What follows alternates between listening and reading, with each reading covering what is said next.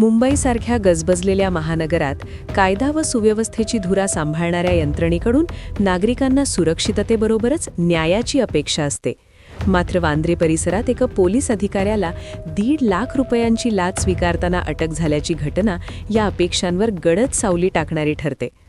भ्रष्टाचार प्रतिबंधक विभागाने केलेली ही कारवाई केवळ एका व्यक्तीपुरती मर्यादित नसून संपूर्ण यंत्रणेच्या विश्वासार्हतेवर प्रश्न उपस्थित करणारी आहे.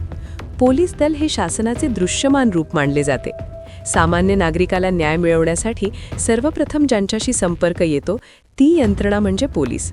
अशावेळी प्रकरण निकाली काढण्यासाठी किंवा अनुकूल अहवाल देण्यासाठी पैशांची मागणी होत असल्याची बाब अत्यंत गंभीर आहे. यामुळे न्यायव्यवस्थेची पायाभरणीच हादरते. कायद्याच्या रक्षणासाठी नियुक्त केलेले हातच जर भ्रष्टाचाराच्या गर्तेत अडकले तर नागरिकांनी कोणाकडे पाहावे हा मूलभूत प्रश्न उभा राहतो.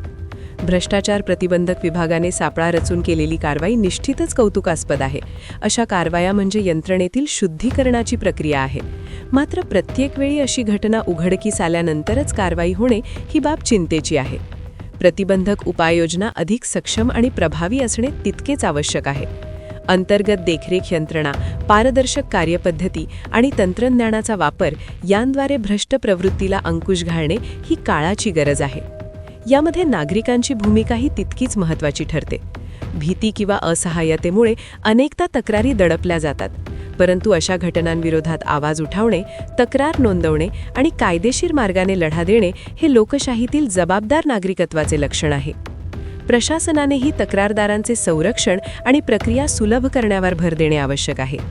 शासनाने जाहीर केलेली शून्य सहनशीलतेची भूमिका प्रत्यक्षात उतरवण्यासाठी सातत्यपूर्ण आणि कठोर अंमलबजावणी गरजेची आहे. दोषींवर कडक कारवाई झाली तरच इतरांना धडा मिळेल. अन्यथा अशा घटना अधूनमधून उघड होत राहतील आणि विश्वासाची झीज सुरूच राहील. ही घटना केवळ एक प्रकरण म्हणून न पाहता संपूर्ण यंत्रणेला आत्मपरीक्षणाची संधी म्हणून पाहणे गरजेचे आहे. प्रामाणिकतेचा पाया मजबूत केल्याशिवाय कोणतीही व्यवस्था टिकाऊ ठरत नाही.